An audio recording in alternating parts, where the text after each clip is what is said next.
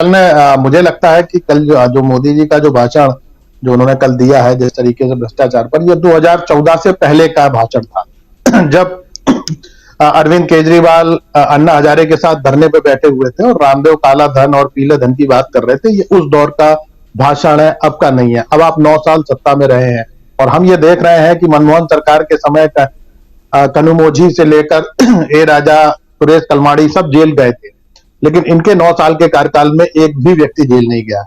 एक तो सबसे बड़ी बात यह है। तो अब ये कहना कि सारे भ्रष्ट और जो भ्रष्ट हैं वो सब इनकी पार्टी में है, और ये बात मतलब ये कोई किसी से डूबी हुई छिपी हुई बात नहीं है। चाहे आप हेमंत विश्व शर्मा की बात कर ले या आप बंगाल के तमाम जो शारदा नारदा घोटाले के आरोपियों की बात कर ले, वे सब। तो अब बात यह है कि जब आप कह रहे हैं कि सारे भ्रष्टाचारी एक साथ हो रहे हैं, तो वो कहां हो रहे हैं? कांग्रेस के साथ हो रहे हैं या बीजेपी के साथ हो रहे हैं? ये एक सवाल है। दूसरी चीज जो कल जो एक बड़ी जो बात केजरीवाल के जिस भाषण की आप बात कर रहे हैं, उसी भाषण का एक अंश और भी है जिसमें उन्होंने ये बताया है कि ईडी और सीबीआई किस तरीके से अडानी के प्रॉपर्टी को बढ़ाने में मदद कर रहे हैं।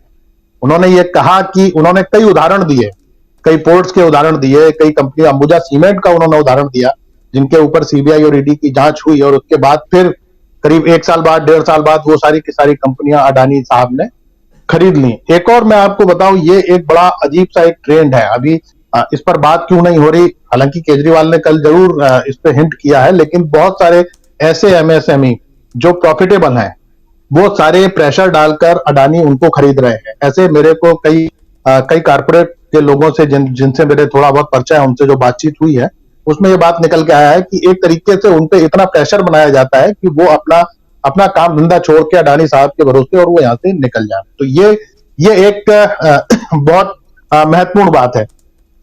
और यही जो चीजें हैं, देखिए अब जो स्थितियां जो बन रही हैं, जो आप कह रहे हैं अडानी की छाया, निश्चित तौर पर ये छाया इतनी जबरदस्त है इनके ऊपर, क्योंकि अब ये 2024 तक ना तो ये पार्लियामेंट चला पाने हैं एक भी दिन, अब नहीं चलेगा हाउस, ये बिल्कुल तय हो गया है। जब तक या तो राहुल गांधी की वापसी होगी, कोर्ट इस पे स्टे लगाएगा, और उसके बाद जिस तरीके से आज एक जो हमारे एक सांसद की वापसी हुई है, उसी तरीके से ये राहुल गांधी की अगर वापसी करते हैं तभी ये हाउस चला पाएंगे। अगर ये राहुल गांधी की वापसी नहीं करते हैं तो आप ये मान के चलिए कि 2024 तक अब कोई भी सत्र नहीं चलने वाला। हर सत्र में सारा विपक्ष काले कपड़े पहन के पहुंचेगा। अब तो ये दौर विधानसभा में शुरू हो गया। हमने कल गुजरात के भी फोटो देखे जिसमें काले कपड़े पहनकर तमाम विधायक आए थे। तो ये एक अलग तरीके की पूरे विपक्ष को इन्होंने एक लड़ाई में झोंक दिया। दूसरी एक और जो चीज आप देखने में जो अभी आ रही है, आप देखिए उस दिन राजघाट पर कार्यक्रम हुआ, कांग्रेस ने इनको पुलिस ने परमिशन नहीं दी, उसके बाद कार्यक्रम हुआ। कल इन्होंने फिर एक इन्होंने तो वो मशाल जुलूस निकाला, उसकी परमिशन नहीं थी, वो कल फिर हुआ, उसके बाद भी हुआ। अब कांग्रेसी इस बात पर तैयार हो गए कि आप परमिशन दें या ना दें, हम गिरफ्तार होने के लिए तैयार हैं और हम आंदोलन करने के लिए तैयार हैं। ये चीज मुझे लगता है कि हम लोगों ने अभी तक नहीं देखी थी। कम से कम मैं यहाँ की इस देश की राजनीति को जब से मैं देख समझ रहा हूं, मैंने तो आंदोलन बहुत सारे देखे हैं और बहुत सारा कवर भी किया है, लेकिन मैंने ऐसा कभी नहीं देखा कि अगर पुलिस परमिशन नहीं दे उसके बाद भी लोग बिल्कुल ये कहकर चले जाएं। या तो किसान आंदोलन था जो बिल्कुल धरने पे बैठ गया था दिल्ली की पूरे बॉर्डर को क्रॉस करके, या फिर अभी हमको कांग्रेसी दिखाई दे रहे हैं जो लड़ रहे हैं। और निश्चित तौर पर ये जो भ्रष्टाचार जिस तरीके की जो बात कर रहे हैं, ये मुझे लग रहा है कि एक तरीके का सेल्फ गोल है।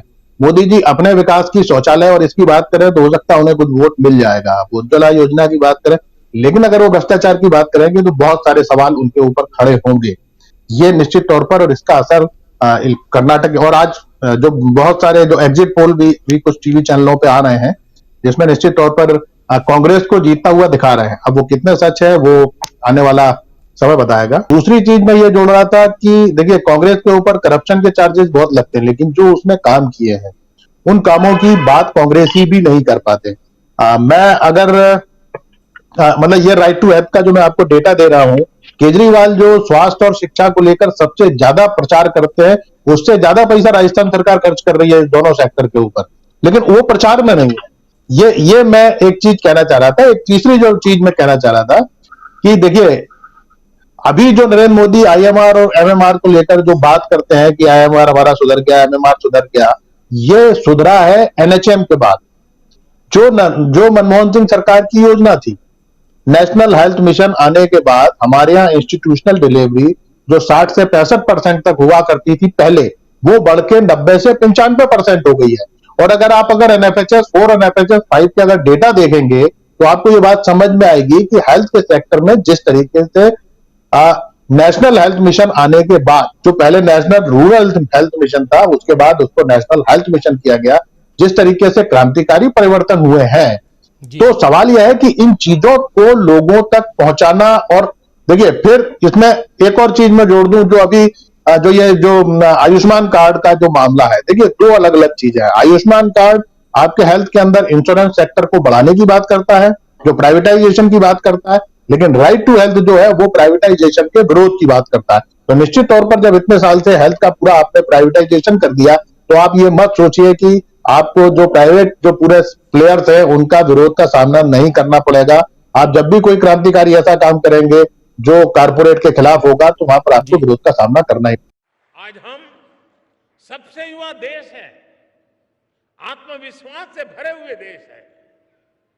पूरे विश्व में दुनिया के बड़े बड़े मंचों पर आज अगर किसी का डंका बज रहा है तो नाम है हिंदुस्तान, वो नाम है भारत। ऐसे में देश के भीतर बैठी और देश के बाहर बैठी भारत विरोधी शक्तियों का एकजुट होना स्वाभाविक है। ये शक्तियां किसी भी तरह भारत से विकास का एक कालखंड छीन लेना चाहती है। आज भारत का सामर्थ्य अगर फिर बुलंदी की तरफ जा रहा है तो इसके पीछे हमारी एक मजबूत नींव है। ये नींव हमारी संवैधानिक संस्थाओं की है, हमारे कॉन्स्टिट्यूशनल इंस्टीट्यूशंस की है। इसलिए आज भारत को रोकने के लिए हमारी इस नींव पर चोट की जा रही है, संवैधानिक संस्थाओं पर प्रहार किया जा रहा है, उन्हें बदनाम करने का अभियान छेड़ा जा रहा है, उनकी क्रेडिबिलिटी, उनकी विश्वसनीयता खत्म करने की साजिश की जा रही है। जो लोग भ्रष्टाचार में लिप्त हैं, उन पर जब एजेंसियां कार्रवाई करती हैं तो एजेंसियों पर हमला किया जाता है। जब कोर्ट कोई फैसला सुनाता है तो कोर्ट पर सवाल उठाए जाते हैं, न्यायिक प्रणाली पर हमले होते हैं। आप सब देख रहे हैं, कुछ दलों ने मिलकर भ्रष्टाचारी बचाओ अभियान छेड़ा हुआ है। आज भ्रष्टाचार में लिप्त जितने भी चेहरे हैं वो सब एक साथ एक मंच पर आ रहे हैं। पूरा देश ये देख रहा है, देश समझ रहा है। साथियों, भ्रष्टाचार ने हमारे देश का बहुत नुकसान किया है। दिमक की तरह देश को खोखला किया है भ्रष्टाचार ने। देश की जनता आज देख रही है कि पहले की सरकारों ने किस तरह भ्रष्टाचार के खिलाफ कार्रवाई के नाम पर केवल खानापुरी की थी। लेकिन पिछले 9 साल में भाजपा सरकार ने भ्रष्टाचार के खिलाफ जो अभियान चलाया, उसने आज भ्रष्टाचार और भ्रष्टाचारियों दोनों की जड़ें हिला दी।